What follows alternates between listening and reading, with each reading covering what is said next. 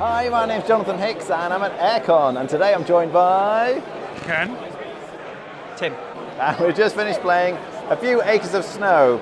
Now, this is a two-player war game, essentially, but there's an interesting deck building mechanic. So in this case, I was the French. You can see all the blue cubes are areas I've managed to control. Against the British, you're fighting in sort of northeast America / Canada area. But yeah, the deck building, when it's your turn, you're drawing a hand of cards, and these cards will do different things. So some of them will have locations like this, and if you want to go expand your network, they're multi-use cards. So for example, if I started in Louisburg, which is all the way over here, I could travel by ship to one of the other locations, but I'd have to have a ship at the bottom of one of my other cards, which I don't. But in this case, I could start at Fort Niagara and try and travel by boat to one of these places. But then I'd need another card, here we go, which has a boat at the bottom. So you're sort of expanding your network by playing cards, utilising other cards. There's a lot of the time when you're playing cards, you've got to play more than one card at once to get where you want to go. It's actually quite tricky to get there. You can fortify locations, which you can see Tim has done here, which makes it harder to attack, essentially. And a lot of it is based around the different cards you have in the game. So you have some fighting cards, and one action you can take is you can sort of start a siege on a location. And so you're playing certain cards to your siege area, and there's a tug of war situation here. So in this case, Tim actually started a siege against one of my areas, and it kind of pushes over to here. But then on my turn, I have a chance to push it back.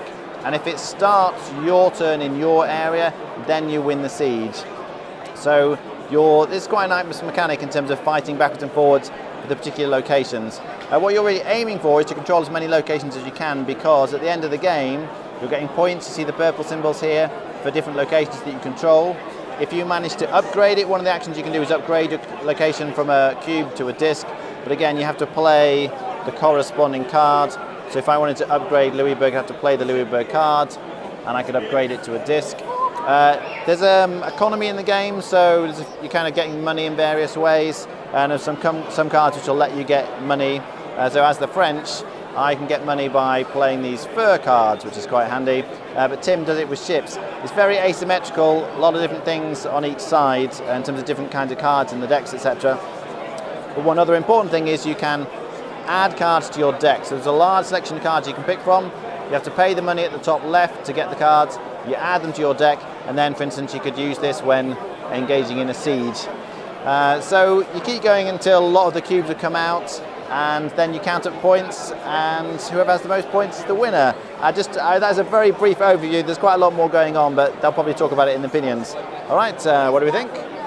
Well, from my point of view, thematically it's excellent. I think it's an ambitious project by Martin Wallace to try and produce a military style historical game with a card drafting mechanic. But for casual players it's excellent. I think somebody's worked out how to break it from the British perspective, but if you ignore that, the iconography is great, the art's lovely, and it's a great way to spend maybe an hour or so to play a historically based game. Okay, Tim? Yeah, I really liked it. It has my favourite thing in games, which is I draw a hand of cards, and it's like, I can't do anything with these cards. I'm willing them to be different cards, because it's quite restrictive in that if you want to launch an attack, you need to be coming from the right location, you need to have the right mode of transport, and then you need to have a military card in hand to attack it. I really enjoyed it. It was a bit of a slog getting through the rules, and I think they could do things on the board to make it clearer what benefits you're going to get from the cards. But other than that, it was really good. Rating? 7. I'd give it 7. Okay. Yeah, I really enjoyed it actually. I really like the mechanic of the deck building element. As Tim says, each time you're very restricted by the cards you've got in your hand. You might want to do something over here and expand your network over there, but if you don't have the cards, you can't. Now there's a few actions you could take in terms of discarding cards to try and then draw the cards that you want. So you can manipulate the cards in your deck by buying particular cards, or by reserving cards possibly, which you can use later. But there's a few nice mechanics where you can attack each other to kind of trash effectively the cards they've put in the reserve. So there's a lot of back and forth. You do have to pay attention a lot of the time to what they're doing. It's difficult to learn. It's a steep learning curve. The rules aren't very clear, although apparently there's a second edition set of the rules which does make it a lot better online. But I had a great time, really enjoyed it. I'd give it an 8 out of 10. Alright, thanks for watching. That was A Few Acres of Snow.